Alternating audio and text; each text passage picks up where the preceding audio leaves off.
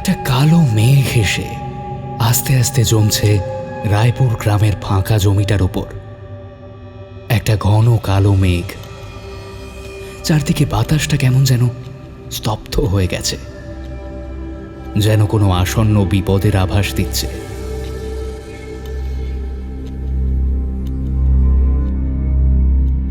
রায়পুরের এই জমিটা চৌধুরী পরিবারের, কিন্তু চৌধুরী বংশের সবাই বাইরেই থাকে, তাই জমিটা ফাঁকাই পড়ে আছে। বাচ্চারা দুপুরের ভাতটুকু কোনো মতে গিলে এখানে চলে আসে খেলতে। স্বাভাবিকভাবেই গ্রামের এদিকে এরকম সময় রাস্তাঘাটে লোকজন একদমই থাকে না। আজকেও হারু, বিলু, ললিত আর মন্টু মিলে ফুটবল খেলছিল মাঠে। বাকিরা তখনও এসে পৌঁছয়নি। ওরা চারজন মাথার ওপর মেঘ দেখে ভাবল বৃষ্টি নামবে, তাই মাঠ থেকে দৌড়ে বেরিয়ে গেল তাড়াতাড়ি বাড়ি যাওয়ার জন্য।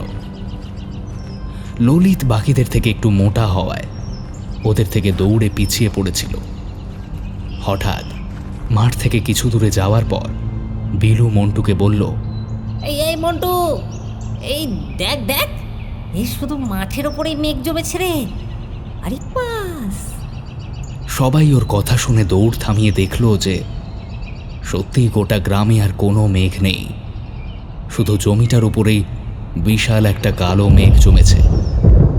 ক্ষণে ক্ষণে বিদ্যুৎ ছিটকে বের হচ্ছে তার থেকে। সবাই হাঁ করে তাকিয়ে থাকল।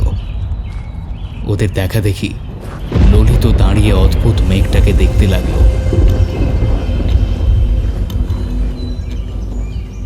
হঠাৎই সবার মনে হলো এবার পালানো উচিত, তাই ওরা ললিতকে তাড়াতাড়ি দৌড়তে বলে বাড়ির থেকে ছুটে পালাতে শুরু করলো। ললিত, ললিত দৌড়া। কিন্তু ওদের কথা ললিতের কানেই ঢুকলো না। ললিত বিদ্যুৎ স্পৃষ্টের মতো একই জায়গায় দাঁড়িয়ে চুপচাপ ওই মেঘটা দেখতে থাকলো।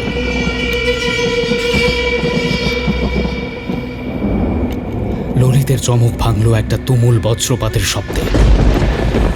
ও চোখের সামনে দেখল একটা তীব্র আলোর রেখা বাতাসের বুক চিরে মাটির গভীরে মিশে গেল।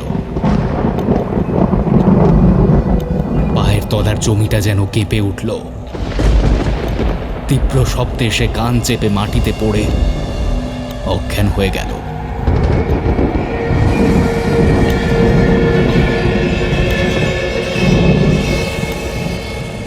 ঠিক অজ্ঞান হওয়ার আগের মুহূর্তে ললিত দেখতে পেয়েছিল জমিতে ফাটল ধরেছে, আর সেখান থেকে ধীরে ধীরে নীল রঙের ধোঁয়া বের হচ্ছে।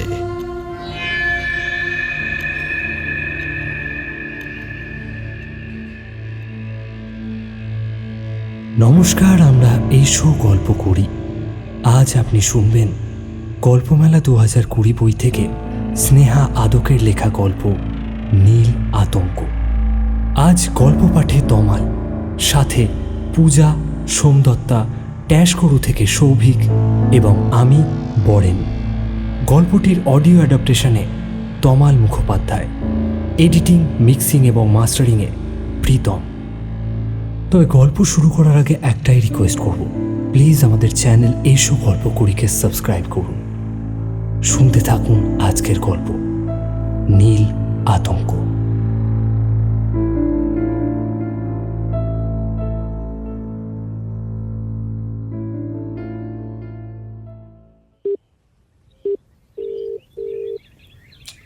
ফোনটা ধর ভাই, ফোনটা ধর।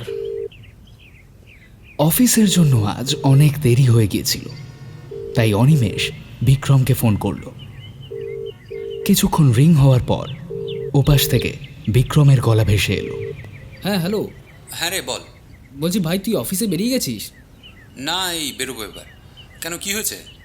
আরে আমার বাড়ির সামনে একটু আয় না, আমার দেরি হয়ে গেছে, বাসে করে যেতে দেরি হয়ে যাবে। তুই বাইকটা আনলে তাহলে একসাথে যাই। ও আচ্ছা, এই কথা। আসছি দাঁড়া। ওহ বাঁচালি রে। ঠিক আছে আয় তাহলে, আমি রেডি হয়ে দাঁড়াচ্ছি। পাক্কা 15 মিনিট পর বিক্রম এলো। বাইকে চড়ে দুজনে একসঙ্গে অফিসের দিকে চলল। রাস্তায় যেতে যেতে বিক্রম বলল, ভাই এবার একটা বাইক কেনার ব্যবস্থা করে নে, তারপর থেকে দুজনে একসাথেই অফিস যাব। কেনার ইচ্ছা তো আছে, কিন্তু সবে সবে ফ্ল্যাটটা কিনলাম, হাতে এখনও সেরকম টাকা পয়সা নেই। পরে ভেবে দেখব। ততদিন পাবলিক ট্রান্সপোর্টই ভরসা। তবে বস, তোর অ্যাপার্টমেন্টটা কিন্তু দারুণ সুন্দর জায়গায়। হ্যাঁ, চারদিকে গাছপালা, পাশে একটা পুকুরও আছে। আচ্ছা অনি, তুই একটা জিনিস খেয়াল করেছিস? তোদের অ্যাপার্টমেন্টের পাশে যে পুকুরটা আছে, ওই পুকুরের জলটা আমি দেখেছি কেমন যেন একটা নীল রঙের। হ্যাঁ, আমিও খেয়াল করেছি, কিন্তু অতটা মাথা কামায়নি। এই সব কথায় কথায় ওরা অফিস পৌঁছে গেল। আজ শনিবার, অফিসে হাফ ডে থাকায় তাড়াতাড়ি ছুটি হয়ে গেল। অফিস থেকে বেরোনোর সময় অনিমেষ বিক্রমকে বলল, এই, তুই তো আমার বাড়িতে কখনো এলি না। মা তোর সঙ্গে খুব দেখা করতে চায়। চল না, আজকে আমার বাড়ি চল না। এ কথা কিন্তু ঠিক বলেছিস। কাকিমা যা তোকে টিফিন দিয়ে পাঠায় না, তাতে আমি কাকিমার ফ্যান হয়ে গেছি। আর আজকে হাতে কিন্তু সময় আছে। হ্যাঁ, ওটাই তো বলছি, তুই চ না। মা তোকে দেখলে খুব খুশি হবে। ঠিক আছে, চল যাওয়া যাক।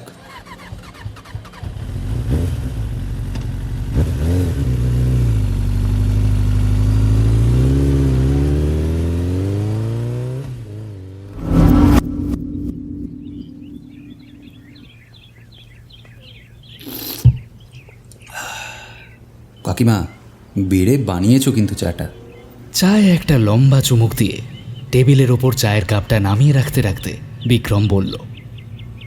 অনিমেষের মা নয়নিকা দেবী বললেন, অনিকে অনেক দিন ধরেই বলছিলাম তোমাকে বাড়ি নিয়ে আসতে। আমার ছেলেটার কোনো দিনই খুব বেশি বন্ধু ছিল না। অফিসে গিয়ে তোমার মতো একটা বন্ধু পেয়েছে শুনে আমার মনটা খুব খুশি হয়েছিল। তোমাকে আমার অনেক দিন থেকেই দেখার ইচ্ছে ছিল। তো তোমাদের এই অ্যাপার্টমেন্টটা এত সুন্দর, কিন্তু এখানে লোক এত কম কেন? হ্যাঁ রে, ওটাই। এত সুন্দর অ্যাপার্টমেন্ট, তাও কেন কে জানে লোকজন একটু এড়িয়েই চলে। শুনেছি বহু আগে নাকি এখানে একটা বাজ পড়েছিল, আর তারপর থেকেই বোধহয় ভয় ঢুকে গেছে লোকের যে এখানে কিছু অশুভ আছে, এই সেই। আসলে ওর বাবা মারা যাওয়ার পর আমাদের হাতে প্রায় টাকা ছিল না বললেই চলে। তারপর তো অনেক কষ্ট করে অনিকে পড়াশুনো করিয়েছে। এই চাকরিটা হতে অনেক কম দামে এই 4 তলার ফ্ল্যাটটা পায়। তাই আমরা আর এসব কথায় কান দিইনি সেরকম। নয়নিকা দেবীর কথা শেষ হতেই অনিমেষ উঠে দাঁড়িয়ে বলল, চ বিক্রম, তোকে আমাদের ছাদটা দেখিয়ে আনি। নয়নিকা দেবী চায়ের কাপগুলো তুলতে তুলতে অনিমেষকে বললেন, এই বাবান, ফ্ল্যাটে সবাই বলছিল একটা আগাছা ধরনের গাছ নাকি অ্যাপার্টমেন্ট পেয়ে উঠছে। সবাই মিলে ওটা কাটাবার একটা ব্যবস্থা করতে হবে। ছাদে গেলে দেখতে পাস নাকি একবার খেয়াল করিস তো। আচ্ছা, ঠিক আছে।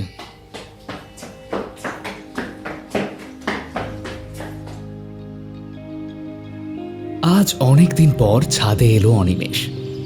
অফিসে এত কাজের চাপ যে নিজের জন্য সময় পাওয়া যায় না। খোলা আকাশে মেঘগুলো ভেসে যাচ্ছে হাওয়ার টানে। আজকের বিকেলটা খুব সুন্দর, গরম একদমই নেই। মেঘলা আকাশ, একটু আগেই এক পশলা বৃষ্টি হয়ে গেছে। ছাদের চারদিকে ঘুরতে ঘুরতে বিক্রম প্রশ্ন করল, এই তোদের অ্যাপার্টমেন্টের চারিদিকে এত পুরনো বাড়ি কেন বলতো? দেখে তো সব আগেকার জমিদারি বাড়ি মনে হচ্ছে। ঠিকই বুঝেছিস, এগুলো সব আগেকার আমলের জমিদার বাড়ি। বেশিরভাগই এখন ফাঁকা পড়ে আছে, তবে ওই কিছু কিছু বাড়িতে লোকজন থাকে। যাই বল, তোদের অ্যাপার্টমেন্টের চারিদিকটাও কিন্তু বেশ সুন্দর, অনেক গাছপালাও আছে দেখছি। ওই জন্যই বোধহয় সব আগাছা টাগাছা অ্যাপার্টমেন্ট হয়ে উঠে আসছে। চল তো একবার দেখি। এই ওয়েদারটা কি ভালো না? গান গাইতে ইচ্ছে করছে মাইরি।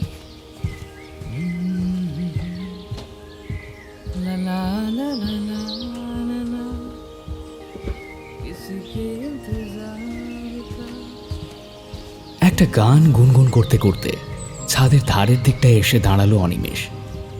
এদিকটা অ্যাপার্টমেন্টের পিছনের দিক। অ্যাপার্টমেন্টের পাঁচিলের ওই পাশে জঙ্গলে ভর্তি নিচটা। অনিমেষ মুখ বাড়ালো। বিক্রমও অনিমেষের পাশাপাশি মুখ বাড়িয়ে আগাছাটাকে খুঁজতে লাগলো।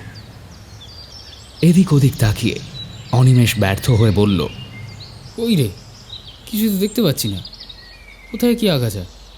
প্রায় সঙ্গে সঙ্গেই বিক্রম একটা দিকে আঙুল তুলে দেখিয়ে বলল, ওহো, ওই যে ঠিক করে দেখ, ওই তো ওখানে দেখ, ওখানে একটা আগাছা দেখা যাচ্ছে।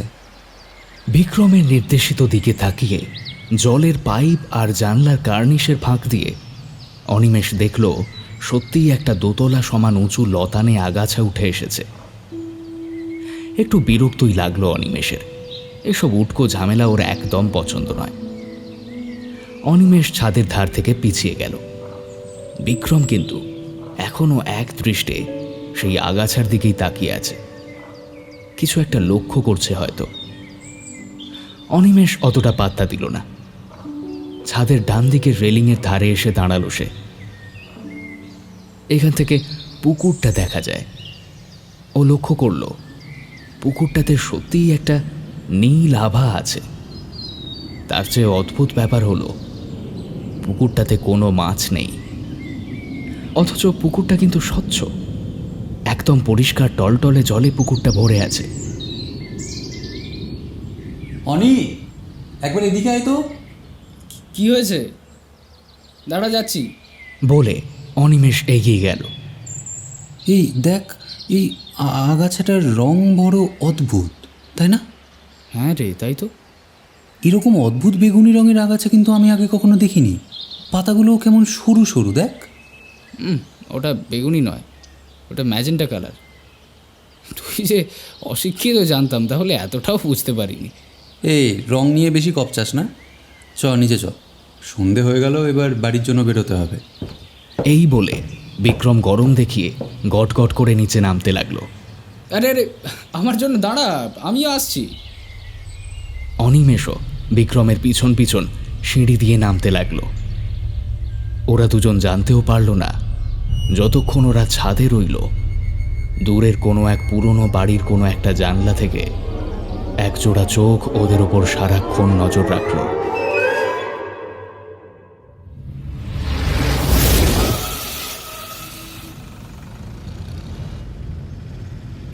যা, আমার ফোনটা কোথায় গেল? রাস্তার মাঝখানে অনিমেষ দিশেহারা হয়ে নিজের ফোন খুঁজতে লাগলো। আসলে ব্যাপারটা ঘটেছে কিছুক্ষণ আগে। বাজার করতে বেরিয়েছিল অনিমেষ, কিন্তু একটা বিপত্তি ঘটে গেল। দু হাতে বাজার নিয়ে ফিরছিল অনিমেষ, হঠাৎ করে কোথা থেকে একটা পাগল মতো লোক এসে তাকে ধাক্কা মেরে ফেলে দিল রাস্তার ধারে। লোকটা তার উপর প্রায় চড়াও হয়ে গেছিল, কিন্তু অনিমেষের যেটা সব থেকে অদ্ভুত লেগেছিল সেটা হলো লোকটা বারবার তাকে বলছিল, পালিয়ে যা এখান থেকে, বাঁচবে না, কেউ বাঁচবে না, কেউ বাঁচবে না, তুইও বাঁচবি না, বাঁচবি না, পালা, পালা, পালিয়ে যা। রাস্তার লোকজন দেখে ছুটে এসেছিল। তারা সবাই মিলে পাগল লোকটাকে অনিমেষের থেকে ছাড়ালো। কিন্তু অদ্ভুত ব্যাপার হলো লোকটাকে তার থেকে ছাড়ানোর পরও লোকটা সেই একই কথাই বলে যাচ্ছিল। পালা, পালা, বাঁচতে চাইলে পালা, পালা এখান থেকে, পালা। একটু বিরক্তই হয়েছিল অনিমেষ। রাস্তায় পড়ে থাকা বাজার করা জিনিসপত্রগুলো খুঁজে খুঁজে ব্যাগে তুলছিল। তখন একজন ভদ্রলোক এগিয়ে এলো তাকে সাহায্য করতে। লোকটা জিনিসপত্র তুলতে তুলতে তাকে বলল, কিছু মনে করবেন না বাবু, আসলে ওর মাথাটার একটু গণ্ডগোল আছে বুঝলেন। আজ সকালে বাড়ি থেকে পালিয়ে এসেছে। সারা দিন খুঁজতে খুঁজতে আমার একেবারে, তা এখানে এসে দেখি এই কাণ্ড। আপনার ওপর এভাবে ঝাঁপিয়ে পড়লো, আমি খুবই দুঃখিত বুঝলেন। আপনি কে হন? ওনার আত্মীয়? না না, আত্মীয় না, আসলে আমাকে ওই পাগল বুড়োর দেখভাল করতে রাখা হয়েছে। এই অ্যাপার্টমেন্টের পিছনেই বাড়ি ওর। ও আচ্ছা। আর কিছু বাকি নেই তো? একবার আশপাশটা দেখে নিন, কোথাও কিছু পড়ে আছে কি না। ঠিক এই সময় হাত দিয়ে নিজের ফোনটা বের করতে গিয়ে অনিমেষ দেখল যে পকেটে ফোনটা নেই। আরে আরে, আমার ফোনটা কোথায় গেল? দাঁড়ান দাঁড়ান দাঁড়ান, আমি খুঁজছি বাবু। বলে লোকটা ফোন খুঁজতে লাগলো। এই ফোন কিছুক্ষণ খোঁজার পর অনিমেষ ফোনটাকে ওদের অ্যাপার্টমেন্টের পাশের পুকুরের ধারে ফাঁকা জায়গার ওপর পড়ে থাকতে দেখলো। আপনি দাঁড়ান দাঁড়ান, আমি এনে দিচ্ছি বাবু। বলে লোকটা এগোতেই যাচ্ছিল। অনিমেষ তাকে থামিয়ে বলল, না না ঠিক আছে, আপনি ওনাকে বাড়ি নিয়ে যান, আমি ফোনটা নিয়ে নিতে পারবো। আচ্ছা বাবু, কিছু মনে করবেন না। হ্যাঁ, লোকটা শেষবারের মতো একবার ক্ষমা চেয়ে বিদায় নিল। লোকটা যখন ওই বুড়ো পাগলাটাকে নিয়ে চলে যাচ্ছিল, অনিমেষ দেখল পাগলাটা তার দিকে জুলজুলে চোখে তাকিয়ে হাত দিয়ে পালানোর নির্দেশ করল। পাগলারা তো কত কিছুই করে আর বলে, ওদের কথায় পাত্তা দিতে নেই। এই ভেবে লোকটা চলে যাওয়ার পর অনিমেষ হাতের বাজারের ব্যাগগুলো ফ্ল্যাটে রেখে এসে সাবধানে পুকুর পাড়ের দিকে এগিয়ে গেল। এই জায়গাটাতে কাদা বেশি, আর খুব একটা কেউ না আসায় ঘাস গজিয়েছে। অনিমেষ সাবধানে এগিয়ে গিয়ে ফোনের কাছে পৌঁছল। ঝুঁকে ফোনটা তুলতে যাবে এমন সময় অনিমেষের চোখ পড়ল পুকুরের দিকে। পুকুরটা সত্যিই অনেকটা স্বচ্ছ। সেদিকে তাকিয়ে থাকতে থাকতে একসময় থমকে গেল অনিমেষ। পুকুরের একদম মাঝখানে গভীরে চোখ পড়েছে তার। কিছু একটা দেখতে পেয়েছে অনিমেষ। আচমকা চারদিকে অন্ধকার নেমে আসে ধীরে ধীরে। পুকুরের জলটা এখন সত্যি সত্যিই অস্বাভাবিক রকমের নীল মনে হচ্ছে তার। আর সেই জলের গভীরে ধীরে ধীরে ফুটে উঠছে একটা চোখ। হ্যাঁ, একটা বিশাল বড় চোখ দেখতে পেয়েছে অনিমেষ। চোখটা যেন ওকে সম্মোহিত করছে। নড়াচড়ার শক্তি হারিয়ে ফেলেছে অনিমেষ। চোখ দুটোর মধ্যে হারিয়ে যেতে শুরু করেছে ও। হঠাৎ ফোনটা বেজে উঠল। ঝট করে চারদিকের পরিবেশটা পাল্টে গেল যেন। সেই ঝলমলে সকাল, সেই রাস্তা দিয়ে লোকজনের হেঁটে যাওয়া, সবকিছুই স্বাভাবিক।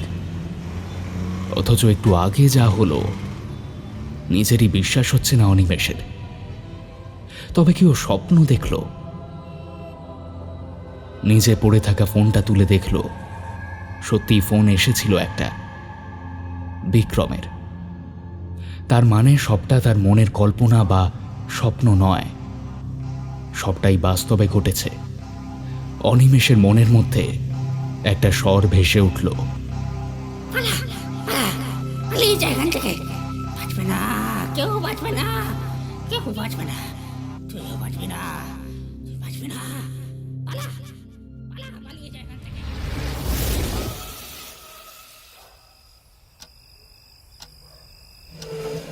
তার মানে তুই তুই কি বলতে চাইছিস? ওই লোকটা তোকে কোনো বিপদের আভাস দিচ্ছিল? জানি না, হতেও পারে। দেখনি, আমার কিন্তু অনেক আগে থেকেই সন্দেহ হয়েছিল যে ওই পুকুরটা স্বাভাবিক নয়। জলটা কেমন অস্বাভাবিক রকম স্বচ্ছ দেখেছিস? আর পুকুরে কোনো মাছ আছে বলেও তো আমার মনে হয় না। তাহলে কি বলছিস ওই পুকুরেই সব রহস্য লুকিয়ে আছে? ফোনটা কুড়িয়ে নিয়ে ছুটতে ছুটতে ফ্ল্যাটে ফিরে এসেছিল অনিমেষ। ফিরেই ফোন করে বিক্রমকে তাড়াতাড়ি চলে আসতে বলে। সব ঘটনাটা বিক্রমকে খুলে বলার পর এমন ঘটনার কারণ বের করার চেষ্টা করছিল ওরা। কথায় কথায় অনিমেষ উঠে গিয়ে জামাটা চেঞ্জ করছিল। এমন সময় বিক্রম দেখল জামার পকেট থেকে একটা কাগজের টুকরো মেঝেতে পড়ে গেল। এই, এটা মেঝেতে কি পড়লো? কি বলতো? আরে ওই যে দেখ না, তোর পায়ের কাছে পড়ে আছে। অনিমেষ কাগজটা তুলে দেখল একটা ভাঁজ করা ডায়েরির পাতা। কি লেখা আছে দেখার জন্য কাগজটা খুলল অনিমেষ। না, লেখা কিছু নেই। তার বদলে আছে হাতে আঁকা একটা ছবি, একটা খুবই অদ্ভুত প্রাণীর ছবি। এই দেখো, এটা আবার কি? আমার পকেটে করতে এলো? বিক্রম অনিমেষের হাত থেকে কাগজটা নিয়ে দেখল একটা নীল রঙের প্রাণী আঁকা, অনেকটা যেন জেলিফিশের মতো। স্বচ্ছ নীল রং, একদম মাথার ওপরের দিকে একটা চোখ। কিন্তু সব থেকে ভয়ঙ্কর জিনিসটা হলো জেলিফিশের সুঁড়ের মতো এর কোনো সুঁড় নেই। তার বদলে সেখান থেকে বেরিয়ে এসেছে লকলকে একটা বেগুনি রঙের জীব, যেটা থেকে তৈরি হয়েছে আরও অনেক সরু সরু জীব। আরেকটু লক্ষ্য করতে বিক্রম দেখল কাগজের এক কোণে ছোট্ট একটা কিছু আঁকা রয়েছে, কিন্তু সেটা যে কি বিক্রম বুঝতে পারল না। বিক্রম বলল, এটা কোন প্রাণী? এরকম প্রাণী তো আগে দেখিনি। আরে আমি কি জানি এটা কি? আমি তো ইভেন এটাও জানি না যে আমার পকেটে এটা কোত্থেকে চলে এলো। কি ভয়ঙ্কর দেখতে। দাঁড়া দাঁড়া, ইন্টারনেটে সার্চ করি। ইন্টারনেটে সার্চ করেও বিক্রম কিছুই খুঁজে পেল না। চিন্তিত মুখে ছবিটার দিকে তাকিয়ে বলল, হুম, পেলাম না রে। দাঁড়া দাঁড়া বিক্রম, 1 মিনিট। ছবিটা কোথা থেকে এসছে আমি জানি। হঠাৎ শান্ত গলায় বলল অনিমেষ, ওই পাগলাটা, ওই পাগলাটা আমার ওপর ঝাঁপিয়ে পড়ার সময় এই ছবিটা আমার পকেটে রেখে গেছে। কিন্তু কেন? জানি না, কোথায় একটা খটকা লাগছে আমার। দেখি, দে তো ছবিটা একবার। বিক্রমের কাছ থেকে ছবিটা নিয়ে খুব মন দিয়ে দেখতে থাকে অনিমেষ। কিছুক্ষণ এক দৃষ্টে ছবিটা দেখার পর চেঁচিয়ে ওঠে, বিক্রম, কি হয়েছে অনি? এই চোখটা আমি চিনি বিক্রম। এই এই এই চোখটাই, এই চোখটাই আমি দেখেছি। উত্তেজনায় গলা কেঁপে উঠতে লাগলো অনিমেষের। কোথায় দেখেছিস? ওই পুকুরেই আজকে দেখেছি, পুকুরের একদম গভীরে।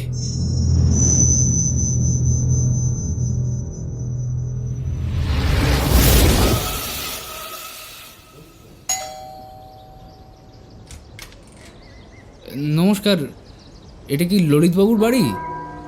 দরজায় দাঁড়ানো মেয়েটিকে জিজ্ঞেস করে অনিমেষ। মেয়েটি জিজ্ঞাসু দৃষ্টিতে প্রশ্ন করে, আপনারা? আমরা একটু ওনার সাথে দেখা করতে চাই। এতক্ষণে সেই দিনের সেই লোকটা এসে দাঁড়ালো যে অনিমেষকে জিনিসপত্র তুলতে সাহায্য করেছিল।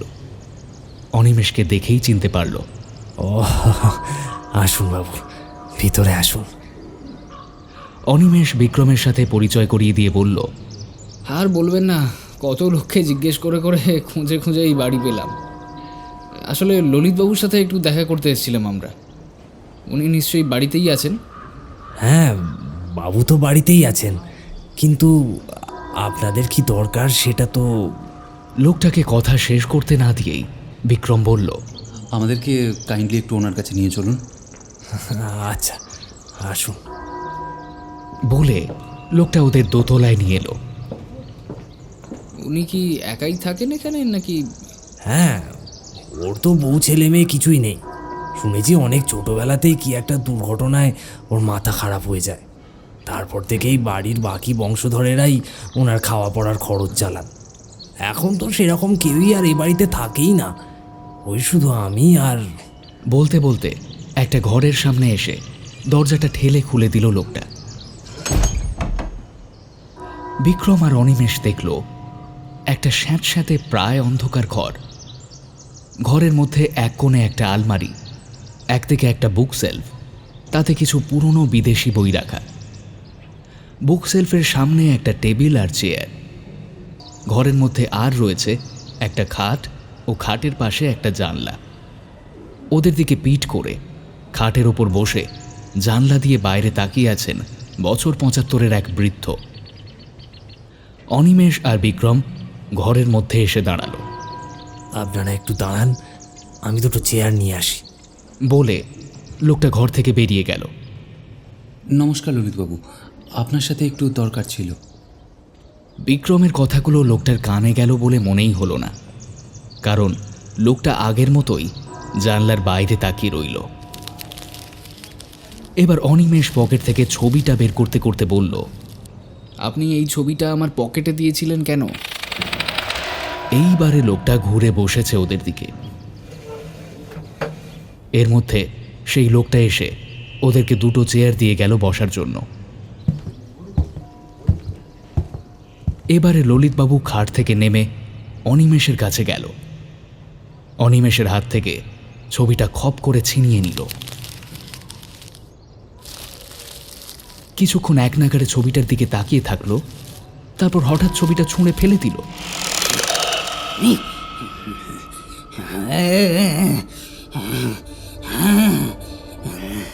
চিৎকার করে খাটের উপর গিয়ে আবার ওদের দিকে পিছন ফিরে বসে ঠকঠক করে কাঁপতে লাগলো।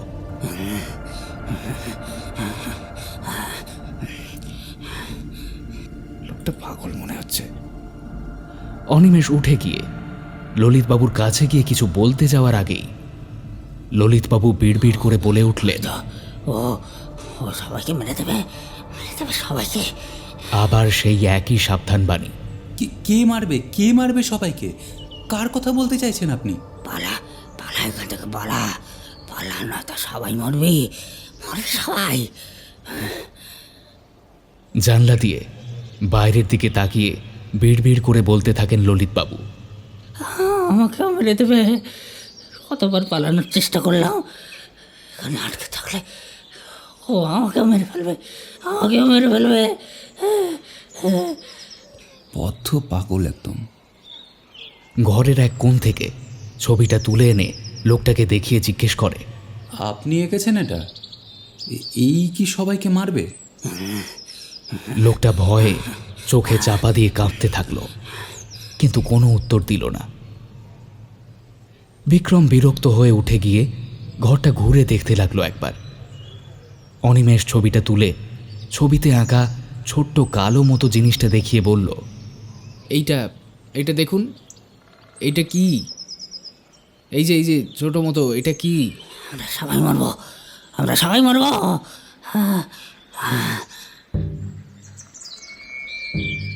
বিক্রম এতক্ষণে বুক সেলফটার কাছে গিয়ে দাঁড়িয়েছে। বিভিন্ন ইংরেজি বইয়ের সঙ্গে সঙ্গে একটা ডায়েরি রাখা সেখানে। এই পাগল ভদ্রলোক ডায়েরিও লিখতেন।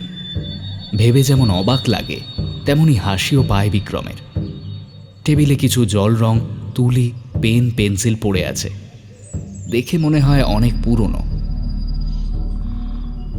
না রে বিক্রম, ওনার থেকে কিছু জানা যাবে না, চল বেরোই আমরা। অনিমেষের আওয়াজে পিছন ফিরে তাকালো বিক্রম। ওরা দুজন ঘর থেকে বেরোনোর আগে বিক্রম একবার ওর বিছানার পাশের জানলা দিয়ে বাইরে উঁকি মারার চেষ্টা করল। ঘর থেকে বেরোতে বেরোতে বিক্রম জিজ্ঞেস করলো, লোকটা সারাক্ষণ বাইরে কি দেখে বলতো? জানলা দিয়ে তো তোদের অ্যাপার্টমেন্টটাও দেখা যায় দেখলাম। কি জানি, লোকটার কাছ থেকে তো কিছু জানতেই পারলাম না রে। বাদ দে অনি, আমার তো এখন পাগলের প্রলাপ বলেই মনে হচ্ছে।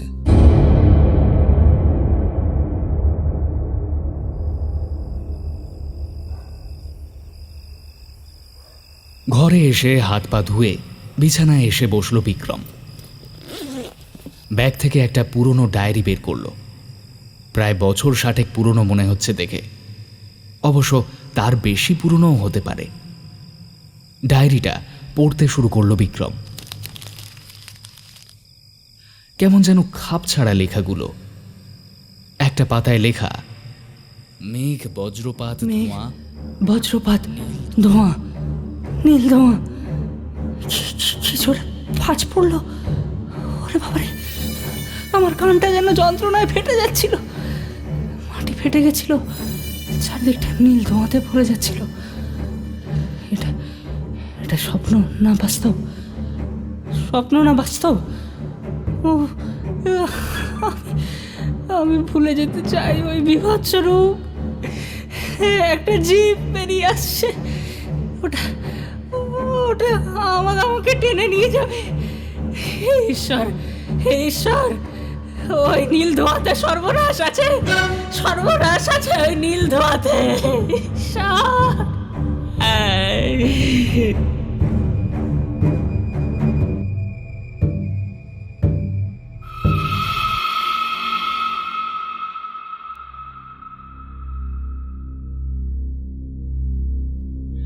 মায়ের কথায় আজকে আবার ছাদে আসতে এক প্রকার বাধ্যই হলো অনিমেষ। আগাছাটা নাকি আগের থেকে অনেক বড় হয়ে গেছে, তাই অনিমেষকে সেটা দেখতে যেতেই হবে। যদিও তাতে কোনো লাভ নেই, তবুও বাতের ব্যথার জন্য মা একদমই ছাদে আসতে পারছেন না ইদানিং। ছাদে এসে বেশ অবাক হলো অনিমেষ। আগাছাটা এই অল্প দিনেই অনেকটা বেড়ে উঠেছে, ছাদের রেলিংয়ের ওপর উঠে এসেছে। এই প্রথম কোনো আগাছাকে এত তাড়াতাড়ি এভাবে বাড়তে দেখল অনিমেষ। সেদিন গাছটা ঠিকমতো দেখেনি, আজকে চোখের সামনে দেখতে পেয়ে একবার ছুঁতে ইচ্ছে করলো অনিমেষের। মেজেন্টা রঙের এরকম আগাছা সত্যি আগে কখনো দেখেনিও। একটু ভয়ে ভয়ে আগাছাটার গায়ে হাত রাখলো অনিমেষ। ঠান্ডা স্যাঁতস্যাঁতে একটা অনুভূতি বয়ে গেল অনিমেষের সারা শরীর দিয়ে। সঙ্গে সঙ্গে হাতটা সরিয়ে নিল সে। তার মনে হলো আগাছাটা কেমন যেন জীবন্ত, অথচ মৃত্যুর মতো শীতল। শিউরে উঠে কয়েক পা পিছিয়ে এলো। হাতটা বেশ জ্বলতে শুরু করেছে এতক্ষণে। হাতটা মুখের সামনে তুলে ধরতেই অনিমেষ দেখল একটা নীলাভ তরল লেগে রয়েছে তার হাতে। তরলটা যেন মিশে যেতে চাইছে তার শরীরে। তার মনের মধ্যে কে যেন বলে উঠছে, বিষ এটা, এক্ষুনি ধুয়ে ফেল, বিষ এটা। ছাদ থেকে নেমে দ্রুত ফ্ল্যাটের দিকে গেল অনিমেষ।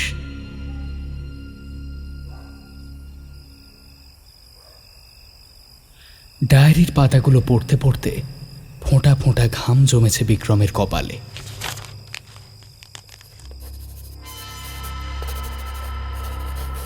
আমরা সবাই মরবো, আমরা সবাই মরবো।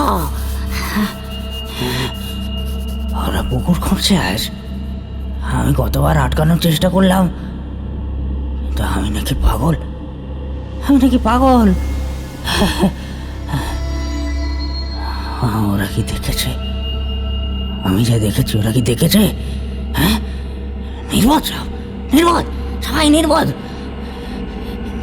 নিজেদের কবর খুঁজছে ওরা। সেদিন সেদিন ওই মেঘ থেকে মাটিতে এসে মিশেছে এক দানব, দানব। আমি দেখেছি, আমি আমি আমি আমি দেখেছি তাকে। হ্যাঁ, নীল দানব, নীল দানব। তার জিভটা লকলকে, কিন্তু লাল নয়, লাল নয়, বেগুনি, অনেকটা বেগুনি রঙের। কিন্তু জীব একটা নয়, একটা নয় জীব, অনেক অনেক জীব। একটা সরু জীব, এক একটা পরজীবী। কিন্তু ওই জীব গিলে নেবে সবাইকে, গিলে নেবে। ও এতদিন মাটির তলায় ঘুমোচ্ছিল, তোমরা কেন ওকে জাগাচ্ছ? কেন জাগাচ্ছ? ওর চোখটা তোমাকে বশ করে নেবে। ওর চোখের দিকে তাকাবে না, একদম তাকাবে না। ওকে খুঁড়ে বের করে আনলে সর্বনাশ হবে। মাটির তলায় ঘুমোচ্ছে, দয়া করে ওকে জাগিও না, দয়া করে জাগিও না। বিক্রম ডায়েরির পরের পাতাটা উল্টে দেখল একটা পাতা নেই, কেউ ছিঁড়ে নিয়েছে পাতাটা। তার পরের পাতায় লেখা, যেটার ভয় ছিল সেটাই হলো। পুকুরটা কেটে ফেললো ওরা। পুকুরে নাকি জল উঠতে শুরু করেছে, কিন্তু ওই পুকুরে যেটা উঠে আসছে ওটা জল নয়, জল নয়, ওটা ওটা ওই ও ও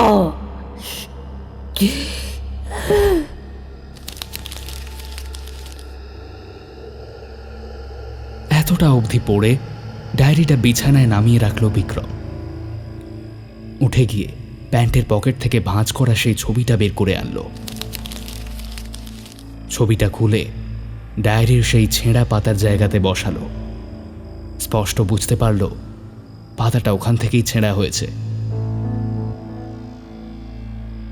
ব্যাপারটা ধীরে ধীরে স্পষ্ট হয়ে উঠল বিক্রমের কাছে। আজ থেকে অনেক বছর আগে কোনো একটা প্রাণী মহাবিশ্বের বুক থেকে এই পৃথিবীতে নেমে এসেছিল, মিশেছিল রায়পুরের মাটিতে।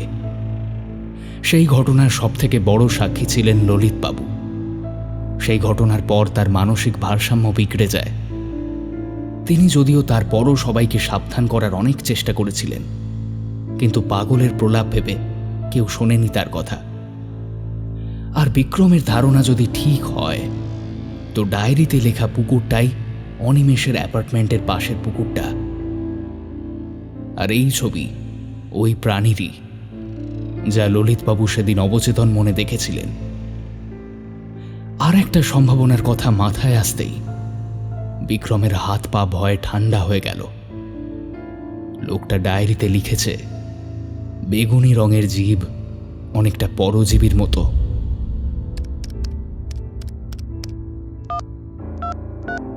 ফোনটা তুলে নিয়ে অনিমেষের নাম্বার ডায়াল করল বিক্রম।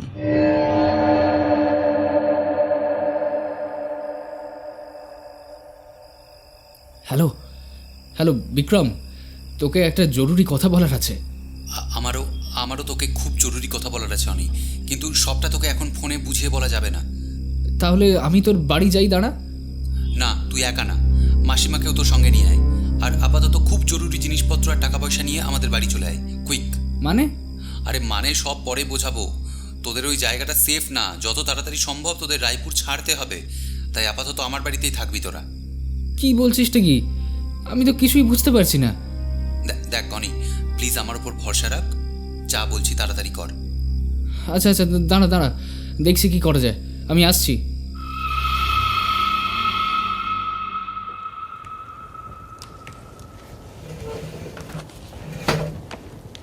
মাসিমা, এইদিকে ব্যাগটা রাখুন, আর ওইখানে হাত পা ধুয়ে এসে বসুন। নয়নিকা দেবীকে বসার ব্যবস্থা করে অনিমেষের সাথে ঘরে এসে ঢোকে বিক্রম।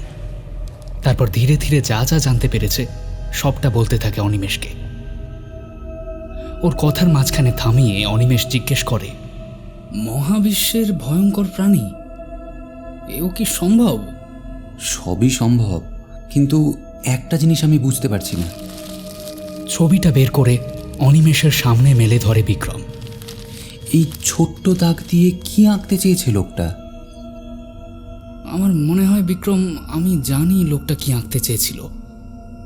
ওই ছোট্ট জিনিসটা আসলে আসলে মানুষ। ওই বিশাল প্রাণীর কাছে আমরা যে কতটা নগণ্য, সেটাই আমাদেরকে বুঝিয়ে দিতে চেয়েছে লোকটা। একটা নিস্তব্ধতা এসে নামলো গোটা ঘরের মধ্যে।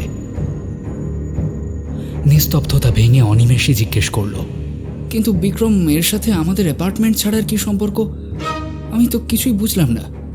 আরে বাবা, তুই বুঝতে পারছিস না? ওই প্রাণীটা সব ধ্বংস করে দেবে, তোর অ্যাপার্টমেন্টটাকেও ছাড়বে না। কিন্তু কিভাবে?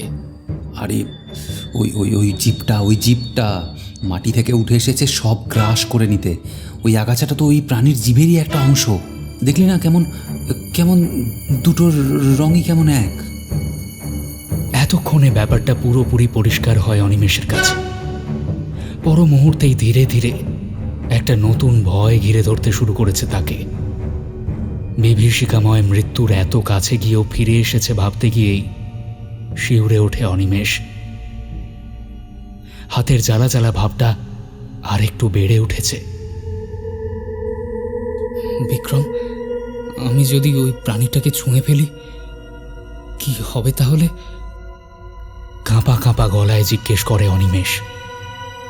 ছুঁয়ে ফেললে কি হবে আমি তা জানি না, তবে তুই চিন্তা করিস না অনি, তুই তো ছুঁয়ে দেখিসনি, শুধু ওর চোখ দেখে হিপনোটাইজড হয়েছিলি। বিক্রম অনিমেষকে শান্ত করার চেষ্টা করে। নিজের হাতটা মুখের সামনে তুলে ধরে অনিমেষ বলে, ওর জিভ ছুঁয়েছি আমি। মানুষের স্বাদ পেয়ে গেছে ওই প্রাণী। কি বলছিস? চমকে উঠে অনিমেষের হাতের দিকে তাকায় বিক্রম। অনিমেষের হাতের তালুতে একটা নীলচে আভা ফুটে উঠছে ধীরে ধীরে। কি হবে বলতো বিক্রম? আমার তো কি হলো? কি হলো অনিক? কি হলো তোর? কি হলো? কি হলো অনিক? কি হলো তোর? উদ্বিগ্ন বিক্রমের গলার স্বর, কিন্তু অনিমেষের গলা দিয়ে কোনো মনুষ্য শব্দ উচ্চারিত হলো না। বিক্রমের চোখের সামনে দ্রুত বদলে যেতে লাগলো অনিমেষের শরীর। ওর অস্বস্তি ভরা চিৎকারটা পরিণত হলো একটা জান্তব গর্জনে।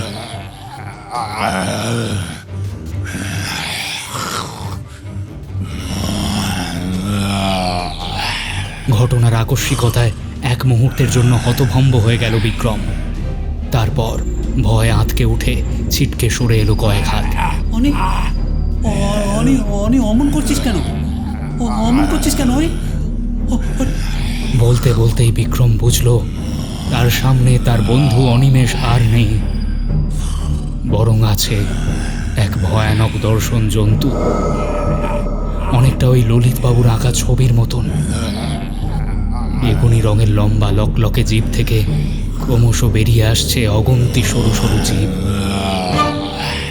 বিক্রম কি করবে বুঝতে পারল না।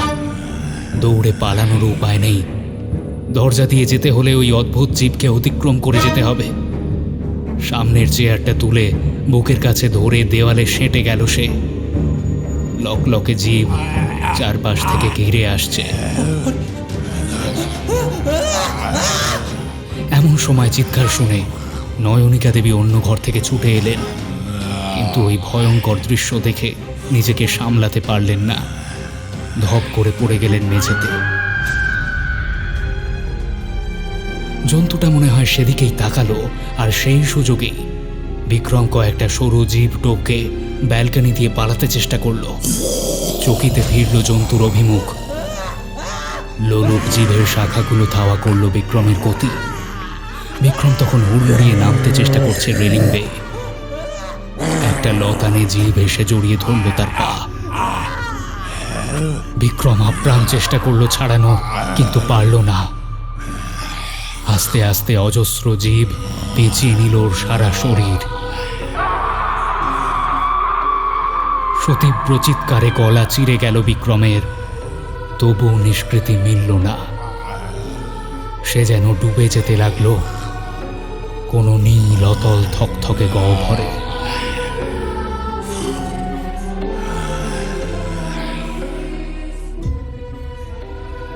কয়েক মুহূর্ত পর চারপাশ আবার শান্ত, নিস্তব্ধ।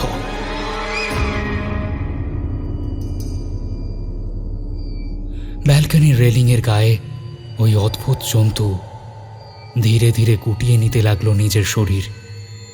তারপর ছোট হতে হতে ক্রমশ পরিণত হলো একটা বেগুনি বীজে। বীজটা রেলিং থেকে টপ করে খসে পড়ল নিচের মাটিতে।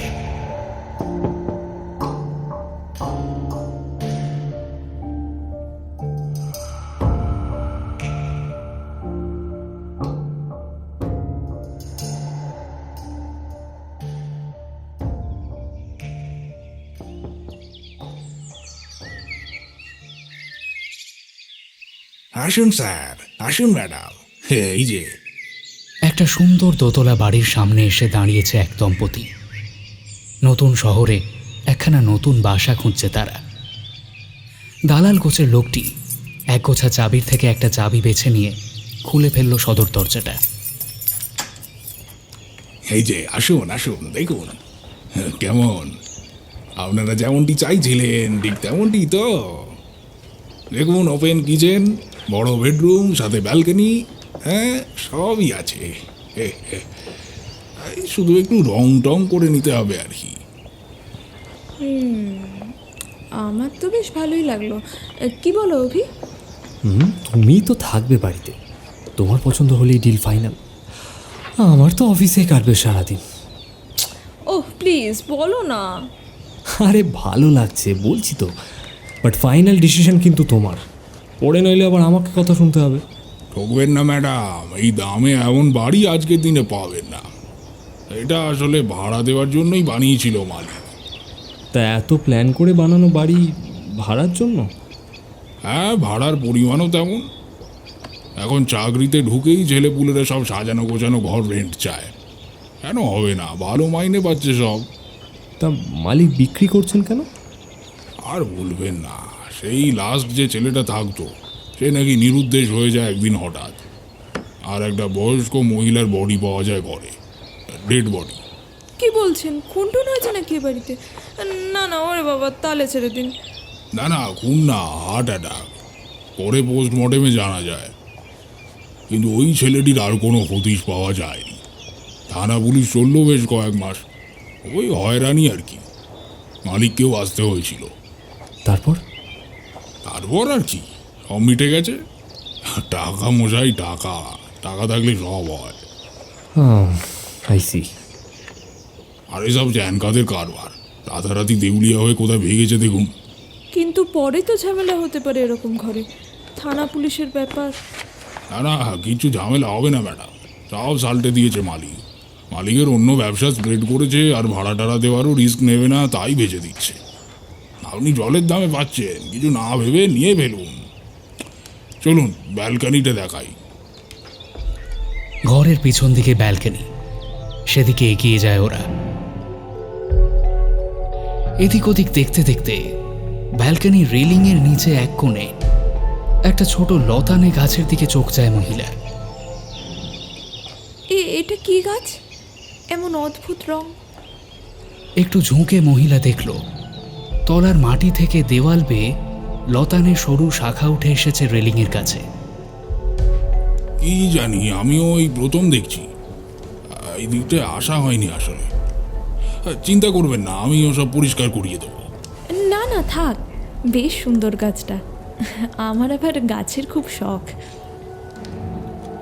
মহিলা নিচু হয়ে ম্যাজেন্টা রঙের পাতায় হাত ছোঁয়ায়, আর সাথে সাথেই একটা শীতল অনুভূতিতে শিউরে ওঠে তার গা। ছিটকে সরে আসে, হাতটা সামনে তুলে ধরে দেখে হাতে লেগে আছে নীল রঙের একটা তরল।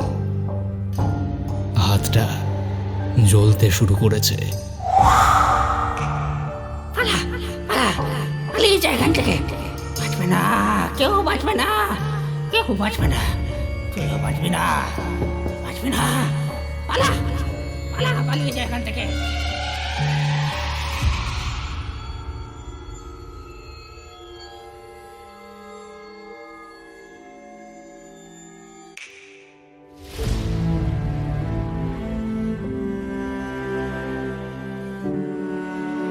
কেমন লাগলো আজকের গল্প?